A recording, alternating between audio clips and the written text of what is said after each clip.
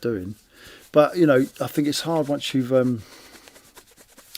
take away any sort of original members from anything. The kind of all gets a little bit wonky, doesn't it? There's like Some musicians mellow with age. Their sharp edges soften. Old rivalries fade into funny stories, and they settle into a comfortable role as elder statesmen. Paul Weller is not one of those musicians. For over 4 decades, from the angry, disciplined energy of the jam to the cool sophistication of the Style Council, and through a long and relentlessly creative solo career, Weller has been a fixture in British music. He's a man defined by his solid principles and a refusal to compromise that borders on pathological.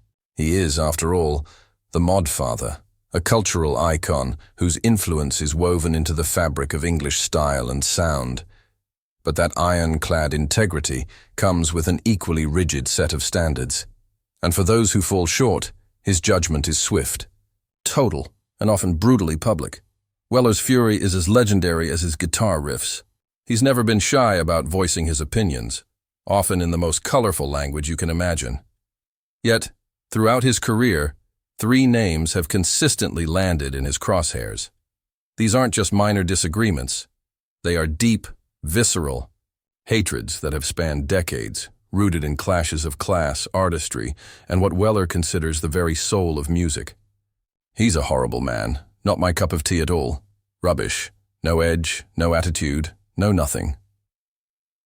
For decades, he's been the Modfather, a musical icon. But even at 67, Paul Weller isn't holding back about his lifelong animosity with 3 of music's biggest names.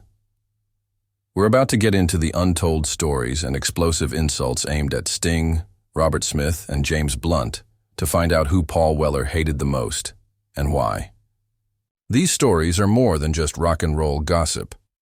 They're a window into the mind of one of music's most uncompromising figures, a man for whom authenticity is the only currency that matters. The bad blood between Paul Weller and Sting is probably the cornerstone of Weller's public feuds, the longest-running and most venomous of them all. It's a hatred that seems to operate on a molecular level, a fundamental clash of 2 opposing forces in British music. To get it, you have to go back to the late 1970s, when the punk explosion had just shattered the music industry. From the IZ ashes, 2 bands emerged as major forces, the Jam and the Police. On the surface, they had some things in common. Both were tight, powerful trios blending raw energy with smart musical ideas. But that's where the similarities ended. The Jam, led by a teenage Paul Weller, were the leaders of the mod revival. They were sharp-suited, angry, and completely English. Their music was a ferocious blast of social commentary and working-class poetry, delivered with surgical precision. Weller was the voice of a generation of disaffected suburban kids, a street-level poet who sang about ordinary life with a painful sincerity. His heroes were British, the Kinks, the Who, the Small Faces. Then there was the Police. Fronted by Gordon Sumner, a former schoolteacher who rebranded himself as Sting, they were a different beast entirely. While the Jam looked to the streets of England, the Police looked outward. Their sound was a slick, cosmopolitan blend of rock, pop, and most famously, reggae. Sting projected an air of intellectualism and worldly sophistication. He wasn't a working-class hero, he was a global citizen. For Paul Weller, this was the original sin. He saw the Police's use of reggae as a trendy, superficial move. It lacked what he believed mattered most: soul. This divide grew throughout the late 70s and early 80s as both bands got huge. But it was in the years that followed, as both men went solo, that Weller's disdain truly became public. As Sting's solo work veered into jazz fusion and world music, Weller's contempt grew into what one outlet called a vitriolic hate campaign. To him, Sting had become the embodiment of the rock establishment, wealthy, complacent, and totally detached from the real life that Weller believed was the source of all great art. The insults became a regular part of Weller's interviews. The most famous was his simple, brutal assessment. "He's a horrible man. Not my cup of tea at all. Rubbish. No edge, no attitude, no nothing. It's a quote that perfectly sums up his critique. It's not just about the music, it's about the man. He sees Sting not just as a bad artist, but as a horrible person. A judgment that seems to come from this perceived lack of authenticity. According to multiple tabloid reports, the feud went from words to something more physical in March 2007. The setting was a Teenage Cancer Trust charity gig at London's Royal Albert Hall. Weller was backstage after performing.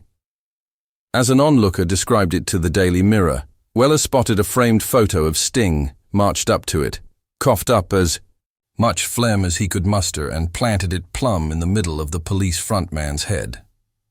As he walked away, he was reportedly heard snarling, "Fucking This single act, if true, is the most visceral expression of Weller's decades-long animosity.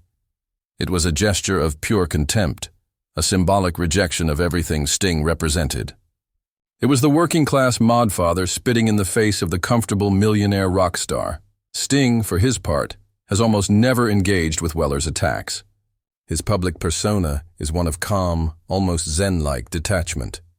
In a 1996 interview, when asked about Weller's success, Sting was diplomatic. "It's great. Good luck to him. I'm not jealous," he said. This calm, professional response is likely what infuriates Weller the most. His insults, his anger, his symbolic acts of rebellion, they just don't seem to land. Sting remains untouchable. Ultimately, the Weller-Sting feud is a clash of ideologies. It's a battle between two different ideas of what a rock star should be. Is it the street-fighting man, forever tied to his roots? Or the worldly artist who blends diverse influences into a polished, universal product? For Paul Weller, the answer is clear. Authenticity means never selling out and always staying true to your origins. In his eyes, Sting is the ultimate sellout, a man who traded his working-class roots for a Tuscan villa and his raw power for lute solos. The hatred isn't just personal, it's philosophical. If Weller's feud with Sting is a war of ideology, his conflict with Robert Smith of The Cure is a war of tribes. It's a clash between two of the most powerful and opposing subcultures in British music history, mod and goth. In the post-punk landscape of the early 1980s, you were often one or the other. You were either a mod, with your sharp suits and love for R&B, or you were a goth, with your black clothes and dark atmospheric music. Paul Weller was the Modfather. Robert Smith, with his smudged lipstick and mournful voice, was the reluctant poster boy for goth. They were the north and south poles of the alternative scene. The seeds of their animosity were planted early. For Weller, punk was a political movement. For Smith, that was a joke. In a now famous 1985 interview, Smith dismissed punk's political ambitions and took a direct shot at Weller. Even people who think they're socially aware and lend their names to things like Paul Weller and stuff. "I mean, it does no good at all, ultimately," he said, before delivering the killing blow. "Because you'd have to be particularly stupid to believe someone like Paul Weller." This was a direct assault on Weller's entire artistic identity. Smith was essentially calling him a phony. But then he added a twist. "You'd have to be particularly stupid to believe someone like me." In that moment, the battle lines were drawn. Weller was the earnest believer. Smith was the ironic skeptic. There's also a curious backstory that might have added another layer of resentment. In 2004, Smith revealed that The Cure secretly recorded parts of their debut album at night by using the Jam's equipment without permission. "We just borrowed tape and stuff," Smith told Rolling Stone. One can only imagine how the meticulous Weller would have felt about that. For years, the feud simmered, but it exploded in late 2022 in an interview with Record Collector magazine. The interviewer mentioned that a new song by Noel Gallagher, a close friend of Weller's, sounded a bit like The Cure's A Forest. Weller's reaction was described as a mix of incredulity and revulsion. "Really?" Weller spat. "I can't fucking stand them." He then launched a brutal personal attack on Robert Smith's appearance. Fucking fat cunt, with his lipstick and all that bollocks. He is my age as well, isn't he? The venom was shocking. This wasn't a critique of music.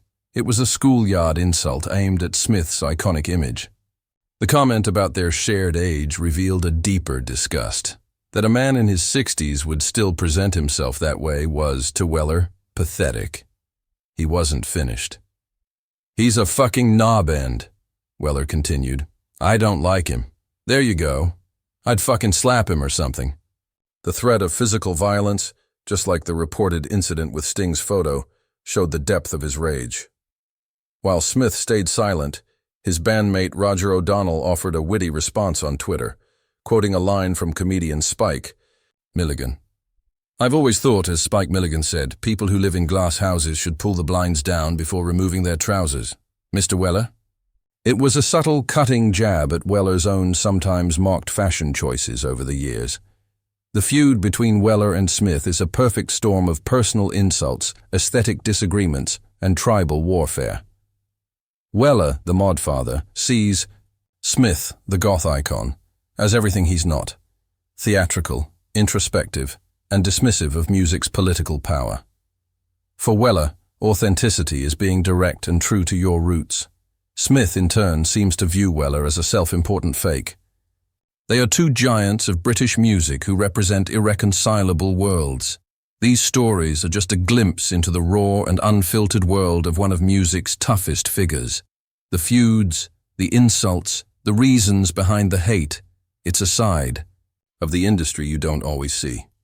Did you know about these rivalries? Let us know in the comments. But before we get to the final singer on Weller's hit list, if you're enjoying this, be sure to subscribe to our channel and ring the bell. Your support helps us keep telling these untold stories. Now, on to the last name that earned the Modfathers. Ultimate scorn. Paul Weller's feuds with Sting and Robert Smith are rivalries between contemporaries. His feelings toward James Blunt, however, are something else entirely.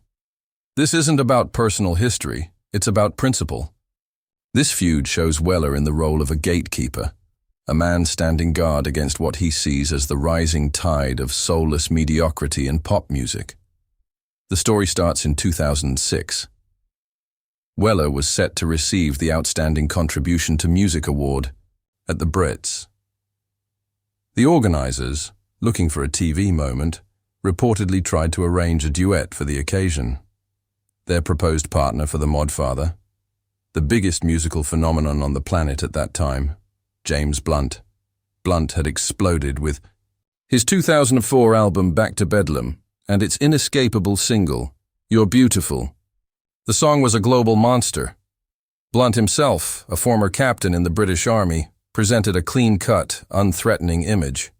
He was polite, well-spoken, and from a privileged background, the polar opposite of the angry, working-class energy that fueled Weller's career. For the Brit Awards organizers, it seemed like a brilliant idea. For Paul Weller, it was a declaration of war. The idea that he would share a stage with James Blunt was a profound insult. His response was brutally clear. "I'd rather eat my own shit than duet with James Blunt," Weller reportedly told the Daily Mirror. It remains one of the most shocking rejections in pop music history. A spokesperson for Weller's record label drove the point home, adding, "James isn't exactly the coolest singer around at the moment. He's the last person Paul would sing with." The message was clear. Paul Weller and James Blunt did not belong in the same artistic universe. Why such a violent reaction? For Weller, James Blunt represented the death of edge. His music was seen by many as safe, sentimental, and commercially calculated. This was the exact opposite of Weller's musical philosophy. Weller's career has been a relentless push forward, always seeking something new and modern. Blunt's acoustic ballads, in his eyes, were a step backward. There's also an undeniable element of class warfare here. Weller's persona is tied to his working-class roots. James Blunt, the ex-Army captain, represented the upper-crust establishment that punk and mod had tried to tear down. For Weller to share a stage with him would have been a betrayal. Interestingly, James Blunt's reaction to the infamous quote has been a masterclass in self-deprecating humor. Initially, a spokesperson claimed Weller had been misquoted, a claim Weller himself later seemed to half-heartedly support. But over the years, Blunt has built a persona, especially on social media, as a guy who is very aware of his critics and happy to mock himself. He even admitted to using "You're beautiful" to clear out his own pub at closing time. This response, much like Sting's serene detachment, is a defense that Weller's raw anger can't seem to touch. Blunt simply refuses to be offended. The feud with James Blunt reveals Weller as a guardian of a specific musical tradition. He sees himself as a barricade against bland, commercialized pop. The venom he directs at Blunt is that of a purist who sees the temple of rock and roll being overrun by fakes. Whether you see him as a vital artist or a cranky old man, his stance is unwavering. For Weller, music isn't just entertainment. It's a sacred calling that requires soul and attitude. In his judgment, James Blunt has none of these things. Sting, the horrible man with no edge. Robert Smith, the fat cunt with his lipstick and all that bollocks. James Blunt, the man he'd rather eat my own shit than duet with. 3 singers, 3 distinct feuds, but all rooted in the one principle that has defined Paul Weller's life, the relentless pursuit of authenticity. Through these explosive clashes, Weller's worldview comes into sharp focus. His hatred for Sting is ideological, his war with Robert Smith is tribal, and his contempt for James Blunt is about artistic principle. Together, they form a gallery of everything he believes music should not be. He's the self-appointed gatekeeper of rock and roll's rebellious soul, a man who, even at 67, refuses to mellow and refuses to mince words. In an industry that often rewards conformity, Weller remains a glorious, foul-mouthed monument to telling it exactly like he sees it. His career is a testament to the idea that why you make music is just as important as the music itself. He is a living embodiment of the punk ethos, a man who would rather be hated for what he is than loved for what he is not. And while his methods may be brutal, they all serve his one true master, an uncompromising vision of musical truth.